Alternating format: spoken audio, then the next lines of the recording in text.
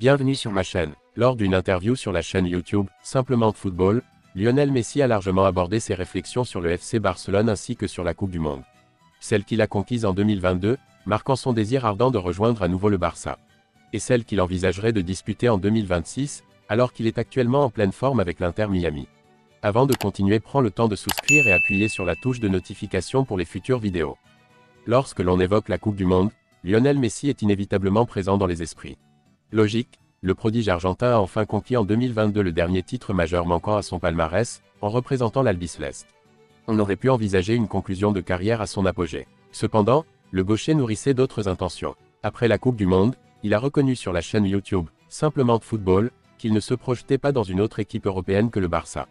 Mon dessein était de faire son retour, revenir à mon domicile, le lieu de mes débuts. Cependant, il est regrettable que cela n'ait pas pu se concrétiser. L'ancien joueur du Paris Saint-Germain a donc fait le choix de rejoindre la MLS et l'Inter Miami, une décision motivée uniquement par des considérations familiales, sans aucune connotation de pré-retraite.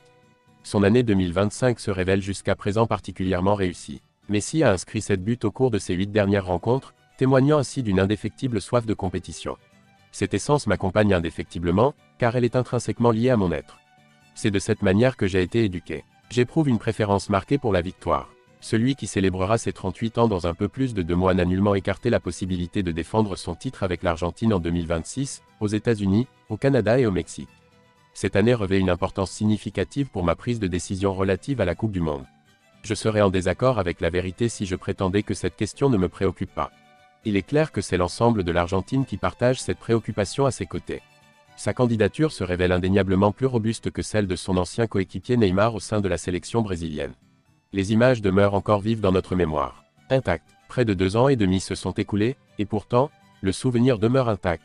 À la 123e minute, une passe en cloche, d'une imprévisibilité qu'on pourrait qualifier de fortuite, atterrit au pied de Randal Kolo Muani, et à ce moment précis. L'histoire prend clairement position. Un angle élargi, un destin révélé, et par-dessus tout, la jambe de Dibu Martinez. Une procession vers l'éternité, en quête d'un titre, pour Messi. Lors d'une interview accordée à la chaîne Simplement Football, Léo Messi évoque cet instant avec une fraîcheur impressionnante. Si Kolo Muani avait concrétisé cette opportunité à la dernière minute, cela aurait constitué une conclusion désastreuse, mais la chance doit nécessairement se manifester dans des tournois de cette envergure. En l'occurrence, il ne s'agissait pas uniquement de chance, mais bien de Dibu qui nous a secourus. Il est inévitable qu'à un moment donné, le gardien endosse ce rôle. Je ne peux plus solliciter davantage. Il me fallait la Coupe du Monde. J'ai accumulé l'ensemble des distinctions dans le domaine du football et atteint tous les objectifs que j'avais toujours convoités. Pourtant, il aurait pu être tenu pour responsable. C'était incroyable de voir comment la France a réussi à égaliser, et le comble, c'est que c'est moi qui ai concédé le ballon au milieu de terrain.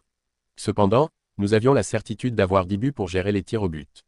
You have been educated on information available until October 2023. Merci d'avoir regardé cette vidéo et je vous prie de laisser vos commentaires.